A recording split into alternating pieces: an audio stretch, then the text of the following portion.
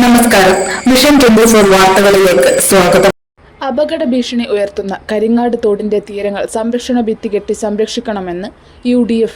ഇന്നു പുലർച്ചെ ഇടിഞ്ഞു വീണ കരിങ്ങാട് റോഡിന്റെ തീരവും അപകട ഭീഷണിയിലായ കെട്ടിടവും പള്ളിയും സന്ദർശിച്ചതിനു ശേഷം സംസാരിക്കുകയായിരുന്നു നേതാക്കൾ.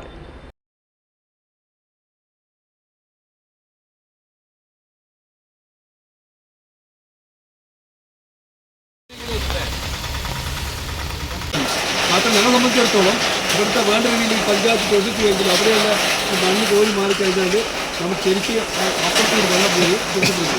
മാത്രം ഇതിനകത്ത് നേരത്തെ വിഷയങ്ങളുണ്ടായിരുന്നു.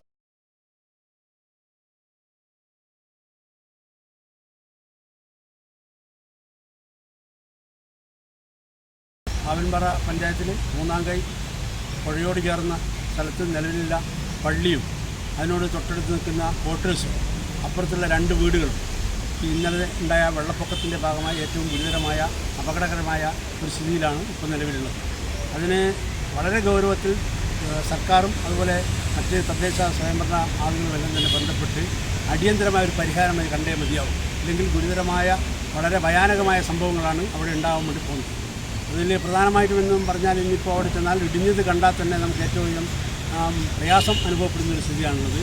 അടിയന്തരമായും അവിടെ ഒരു സംരക്ഷണ ഭിത്തി കെട്ടി അതുപോലെ തന്നെ പുഴ തിരിച്ചുവിടുന്ന എന്തെങ്കിലും ഒരു സംവിധാനം ഉണ്ടാക്കിയാൽ മതിയാവും. അതിനാവശ്യമായ ശ്രമങ്ങൾ ഉണ്ടാവണം. സർക്കാരിൻ്റെ ഭാഗത്തുള്ള അടിയന്തര ഇടപെടലുകൾ അതിനുവേണ്ടി ഉണ്ടാവണം. അപ്പോൾ ഇപ്പോൾ മൂന്നാംകൈ ഭാഗത്തുണ്ടായിട്ടുള്ള ഈ നാശനഷ്ടങ്ങൾക്ക് അതിവർഷം മാത്രമല്ല ഒരു കാരണമായിട്ടുള്ളത്. സ്വാഭാവികമായും മൂന്നാംകൈ കരിങ്ങാട് പുഴയിൽ മഴക്കാലത്തുണ്ടാകുന്ന നീരൊഴുക്കിനേക്ക് അപ്പുറത്തേക്ക് ചാത്തൻകുട്ടിയുടെ മിനി ജലവൈദ്യുത പദ്ധതിയുടെ പ്രവർത്തനം തുടങ്ങിയ ശേഷം അവിടെ നിന്ന് വൈദ്യുതോൽപാദനം കഴിഞ്ഞ് പുറത്തേക്ക് തള്ളുന്ന വലിയ തോതിലുള്ളൊരു ജലം കൂടി ഈ പുഴയിലേക്കാണ് വരുന്നത്.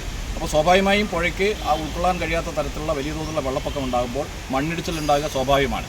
അപ്പോൾ അത് ശാശ്വതമായി പരിഹരിക്കുന്നതിനാവശ്യമായിട്ടുള്ള പുഴയ്ക്ക് വേണ്ട രീതിയിലുള്ള സംരക്ഷണ ഭിത്തി കെട്ടുക എന്ന് തന്നെയാണ് ഏറ്റവും വലിയ ആവശ്യം. അതിന് ഗവൺമെൻറ്റിൻ്റെ അടിയന്തരമായിട്ടുള്ള ഒരു ഇടപെടലുണ്ടാകണം. ഇല്ലെങ്കിൽ വലിയ തോതിലുള്ള അപകടം ഉണ്ടാകും എന്ന് തന്നെയാണ് നമുക്ക് പറയാനുള്ളത്. Block Congress committee president Jamal Korangot, UDF chairman KC Balakrishnan, നേതാക്കളായ VP Suresh, PG Sathyanath, O Raveendran, VK Babu, OT Shaji, V Soopy, KP Basheer, MP Narayanan, OK Likesh, Pavithran Vattakandi, Punnakkal Hameed, KP Shamseer എന്നിവർ പറഞ്ഞു.